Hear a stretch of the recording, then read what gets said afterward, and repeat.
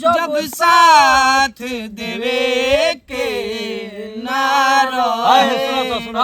सुनो अच्छा बताओ सो तो हनी कहा कि बजरंग बली गलती कइले रहले कि ना कइले रहले कबो नइखन गलती कइले साला बोका बाड़ीते कइले रहले गलती हमरा से पूछ कहां कइले रहले ते बताओ कहां कइले रहले। अच्छा बताओ जब लक्ष्मण जी के बाण लागो रहे तो गई रहले वैद के लिए आए तो ओकर घर में काहे उठा के लिए गलती भइल कि ना हे बुड़बक वैद लंका के रहे जौन की दुश्मन पार्टी के रहे। अगर वे जी अइला के बाद कही कि हमार आल्हा छूट गई सिरिंज छूट गई दवाई छूट गई तब लक्ष्मण जी जियते ना जियते